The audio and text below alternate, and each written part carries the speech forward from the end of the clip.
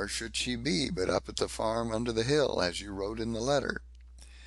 So when Peter the pedlar came to hear the whole story, and came to see the letter, he got so angry he was ready to burst with rage, and off he ran up to the farm to the young couple.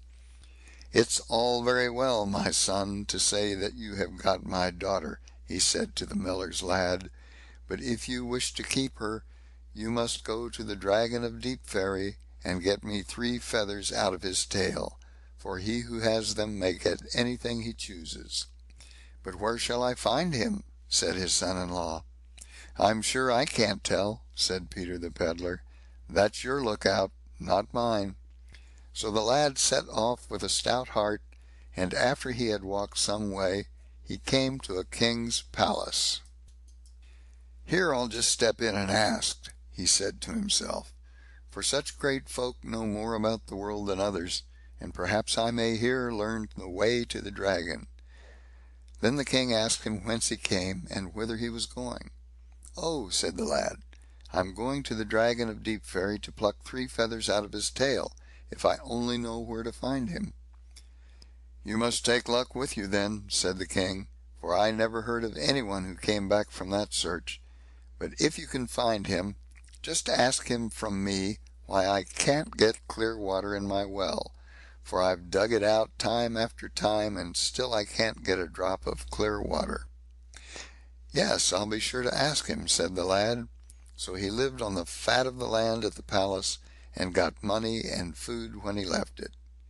At even he came to another king's palace, and when he went into the kitchen, the king came out of the parlour, and asked whence he came, and on what errand he was bound. "Oh", said the lad, "I'm going to the Dragon of Deepferry to pluck 3 feathers out of his tail." "Then you must take luck with you", said the king, "for I never yet heard that anyone came back who went to look for him.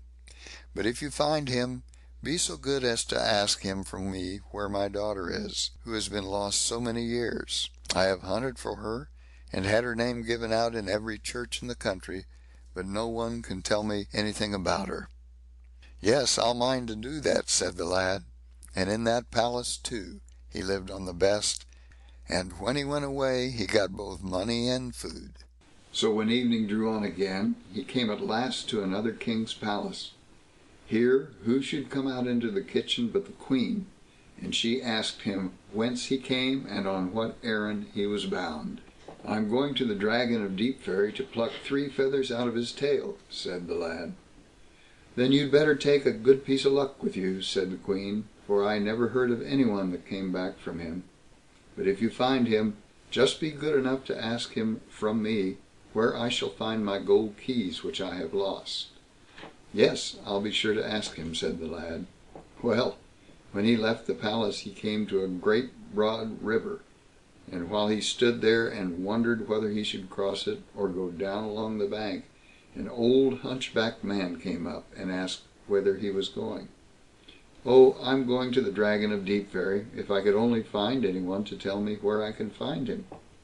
"I can tell you that", said the man, "for here I go backwards and forwards, and carry those over who are going to see him. He lives just across, and when you climb the hill you'll see his castle. But mind, if you come to talk to him, to ask him from me how long I'm to stop here and carry folk over." "I'll be sure to ask him", said the lad. So the man took him on his back, and carried him over the river, and when he climbed the hill he saw the castle, and went in. He found there a princess who lived with the dragon all alone, and she said: "But, dear friend, how can Christian folk dare to come hither? None have been here since I came, and you'd best be off as fast as you can, for as soon as the dragon comes home he'll smell you out, and gobble you up in a trice, and that'll make me so unhappy." "Nay, nay", said the lad, "I can't go before I've got 3 feathers out of his tail." "You'll never get them", said the princess; "you'd best be off." But the lad wouldn't go. He would wait for the dragon, and get the feathers, and an answer to all his questions. "Well, since you're so steadfast, I'll see what I can do to help you", said the princess. "Just try to lift that sword that hangs on the wall yonder." No, the lad could not even stir it. "I thought so", said the Princess, "but just take a drink out of this flask." So when the lad had sat a while, he was to try again, and then he could just stir it. "Well, you must take another drink", said the Princess, "and then you may as well tell me your errand hither." So he took another drink, and then he told her how one king had begged him to ask the dragon how was it he couldn't get clean water in his well; how another had bidden him ask what had become of his daughter who had been lost many years since; and how a queen had begged him to ask the dragon what had become of her gold keys; and, last of all, how the ferryman had begged him to ask the dragon how long he was to stop there and carry folk over. When he had done his story, and took hold of the sword, he could lift it, and when he had taken another drink, he could brandish it. "Now", said the Princess, "if you don't want the dragon to make an end of you, you'd best creep under the bed, for night is drawing on, and he'll soon be home, and then you must lie as still as you can, lest he should find you out. And when we have gone to bed, I'll ask him, but you must keep your ears open, and snap up all that he says, and under the bed you must lie till all is still and the dragon falls asleep. Then creep out softly and seize the sword, and as soon as he rises, look out to hew off his head at one stroke, and at the same time pluck out his 3 feathers, for else he'll tear them out himself, that no one may get any good by them." So the lad crept under the bed, and the dragon came home. "What a smell of Christian flesh", said the dragon. "Oh yes", said the Princess, "a raven came flying with a man's bone in his bill, and perched on the roof. No doubt it's that you smell." "So it is, I dare say", said the dragon. So the Princess served supper, and after they had eaten they went to bed. But after they had lain a while, the Princess began to toss about, and all at once she started up and said, "Ah! ah!" "What's the matter?" said the dragon. "Oh", said the Princess, "I can't rest at all, and I've had such a strange dream." "What did you dream about? Let's hear", said the dragon. "I thought a king came here and asked you what he must do to get clear water in his well." "Oh", said the dragon, "he might just as well have found out that for himself. If he dug the well out, and took out the old rotten stump which lies at the bottom, he'd get clean water fast enough. But be still now, and don't dream any more." When the Princess had lain a while, she began to toss about, and at last she started up with her "Ah! ah!" "What's the matter now?" said the dragon. "Oh, I can't get any rest at all, and I've had such a strange dream", said the Princess. "Why, you seem full of dreams tonight", said the dragon. "What was your dream now?"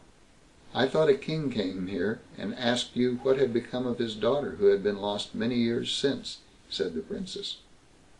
"Why, you are she", said the dragon, "but he'll never set eyes on you again.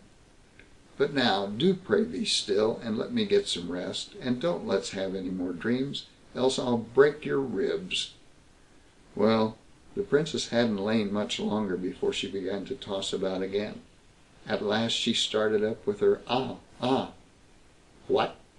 Are you at it again?" said the dragon. "What's the matter now?"